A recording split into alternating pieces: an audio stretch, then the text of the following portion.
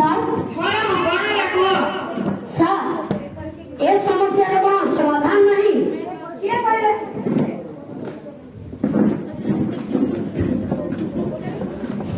କିଏ କହିଲେ ନାହିଁ? ପୃଥିବୀରେ ଏମିତି କୌଣସି ସମସ୍ୟା ନାହିଁ ଯାହାର କି ସମାଧାନ ନାହିଁ। ସାର୍ ତାହେଲେ ଏ ସମସ୍ୟାର ସମାଧାନ କ'ଣ? ଏସବୁ ସମସ୍ୟାର ଏକମାତ୍ର ସମାଧାନ ହେଉଛି ବୃକ୍ଷରୋପଣ କରିବା। ୱାନ୍ ମ୍ୟାନ୍ ୱାନ୍ ଟ୍ରି ବାର୍ତ୍ତାକୁ ଅନୁସରଣ କରି ଗୋଟିଏ ମଣିଷ ଗୋଟିଏ ବୃକ୍ଷରୋପଣ କରିବା ସହିତ ଅନ୍ୟମାନଙ୍କୁ ମଧ୍ୟ ବୃକ୍ଷରୋପଣ କରିବା ପାଇଁ ସଚେତନ କରାଇଲେ ଏସବୁ ସମସ୍ୟାର ସମାଧାନ ହୋଇପାରିବ।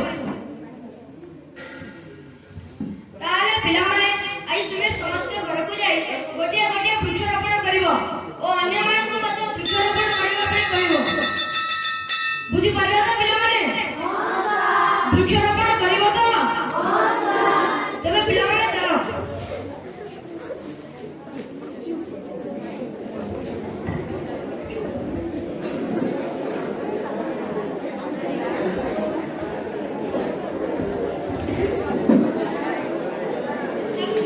ବାପା ବାପା ବାପା କୁଆଡ଼େ ଗଲ?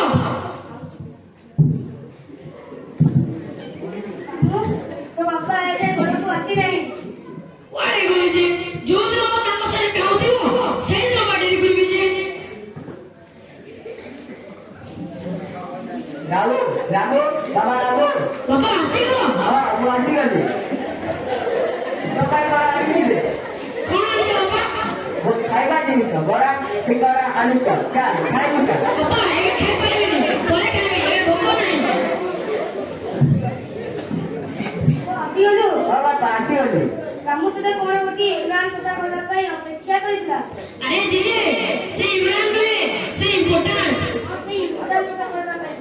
କେଉଁ ପଟାକ କଥା କହିବି ବୋଲି କହୁଥିଲି ବାବା ରାମୁ ବାପା ଶୁଣ, ଆଜି ଆମ ସ୍କୁଲରେ ଶିକ୍ଷକ ବୃକ୍ଷର ଉପକାରିତା ବିଷୟରେ କହିଛନ୍ତି। ଆଚ୍ଛା ଏହା କହି କହୁଥିଲୁ ନାଇଁ ଆଉ ଅଛି, ଶୁଣ। ହଉ କହ ଆଉ କହିଛନ୍ତି ୱାନ୍ ମ୍ୟାନ୍ ୱାନ୍ ଟ୍ରି ବାର୍ତ୍ତାକୁ ଅନୁସରଣ କରି ସମସ୍ତଙ୍କୁ ଗୋଟିଏ ଲେଖାଏଁ ଗଛ ଯୋଗାଇବା ପାଇଁ କହିଛନ୍ତି। ତ ମୁଁ ଭାବୁଛି ଆମ ବାରିପଟେ ଆମେ ଗଛ ଯୋଗାଇବା। ହଉ ଠିକ ଅଛି କାଲି ମୁଁ ବିଲରେ ଫେରିଲା ବେଳେ ଚାରା ନେଇକି ଆସିବି ଲଗାଇବା ଚାଲ ଭିତରକୁ ଚାଲ କଣ ହେଲା ବାପା? ତୋ ପାଇଁ ବରା ଆଣିଛି ରେ ୱାଓ ଆଚ୍ଛା, ଥ୍ୟାଙ୍କ ୟୁ ବାପା। ତୋ ନିଜକୁ ଡାକାରେ ସେ ବରା ନେଇକି ଯାଉଛି ତାରି ପାଖରେ ଚାରା ଲଗାଇବା ପାଇଁ ହଉ ବାପା। ଜେଜେ ଆସ ଯିବା, ବାପା ଡାକୁଛନ୍ତି।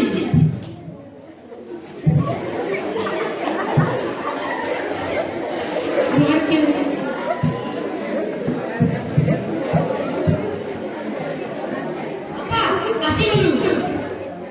ପାଣି ଆଣିଲୁଟି ପାଣି ଆଣିନି।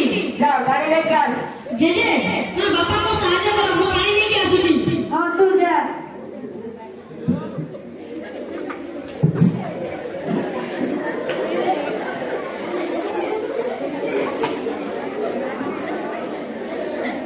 ବାପା ଆସିଗଲି। ହଉ ଆସ ଏକା ଲଗାଇବା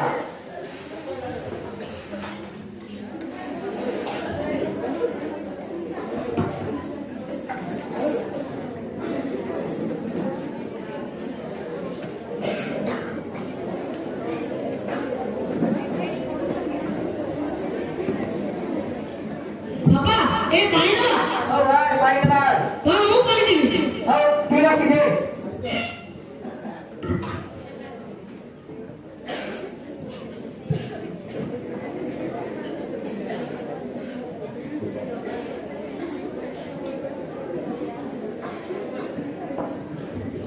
ବାପା ଖାଲି ଗଛ ଲଗାଇଲେ ହଉନି, ତାର ଯତ୍ନ ନେବାକୁ ପଡିବ, ତାକୁ ପ୍ରତିଦିନ ପାଣି ଦେବାକୁ ପଡିବ, ତାହେଲେ ଯେ ସେ ଆମକୁ ଭବିଷ୍ୟତରେ ସାହାଯ୍ୟ କରିବ। ହଉ ଠିକ ଅଛି ତାର ଯତ୍ନ ନେବା ବହୁତ ଅନ୍ଧାର ହେଲାଣି ମୋ ହାତ ଧରି ଚାଲ ଭିତରକୁ ଚାଲ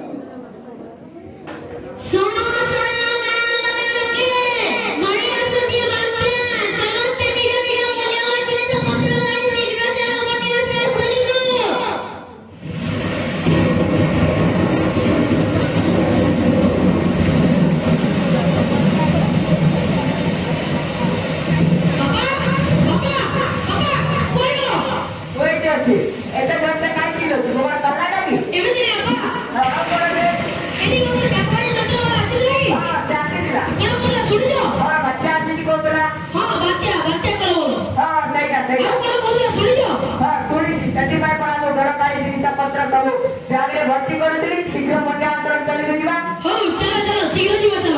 ହଉ ବାସ୍।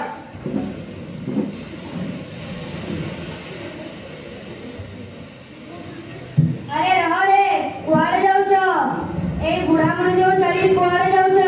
ଆରେ ଜେଜେ କୁଆଡେ ଯାଇଥିଲ? ମୁଁ ମୋର ପାନ ଡବାଟା ଛାଡି ଆସିଥିଲି ପୁରା, ନେବାକୁ ଯାଇଥିଲି। ହଉ ଆସ ଆସ ମୋ ପଛେ ପଛେ ଆସ।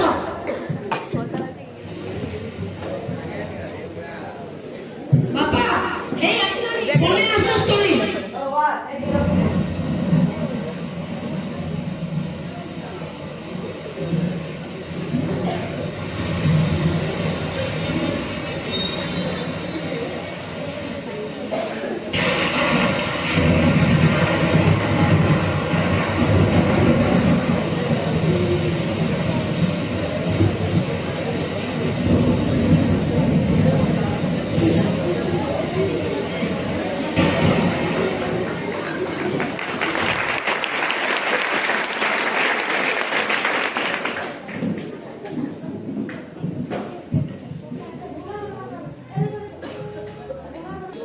हे भगवान हे करुणा हे कलवल वाक्या सकाळी समस्त कलवल କରି ଚାଲିଗଲା ଘର ଦ୍ୱାର ସବୁ ବସେଇଦେଲା।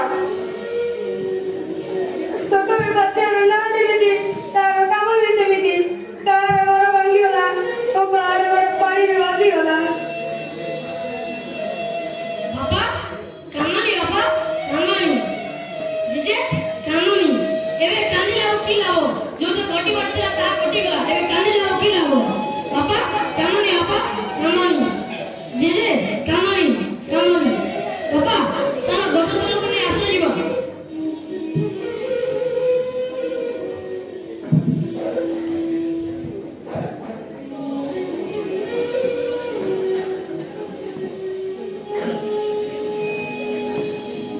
କାନ୍ଦନି ବାପା,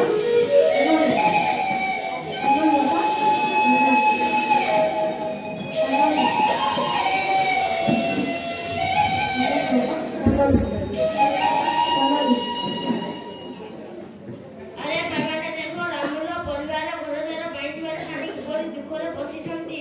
ହଁ ଚାଲ ତାଙ୍କୁ ସାହାଯ୍ୟ କରିବା। ଆଉ ତୁମେ ମନ ଦୁଃଖ କରନି, ଆମେ ତୁମର ସାହାଯ୍ୟ କରିବୁ। କି ସାହାଯ୍ୟ କରିବ?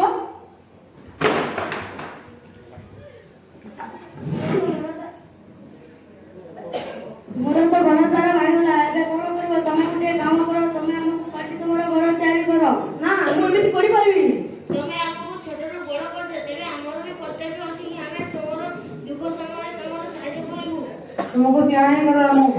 ରାମ, ନା ମତେ ବାଧ୍ୟ କରନି, ମୁଁ ଏମିତି କରିପାରିବିନି। ରାମ ତୁମେ ମନେ କରନି, ଆମର ଧର୍ମ ହେଉଛି ପରର ଉପକାର କରିବା। ତୁମେ ସେମିତି ହିଁ କର। ହଉ ଠିକ ଅଛି।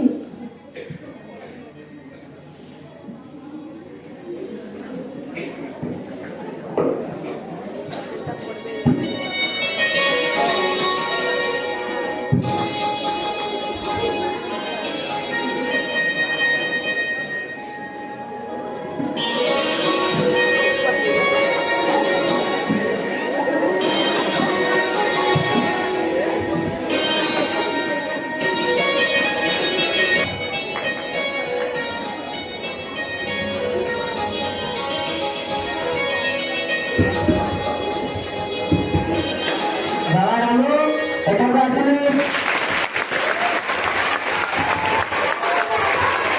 ସାବାସ୍ ରାମୁ, ତୋର ଶରୀରର ପଦକ୍ଷେପ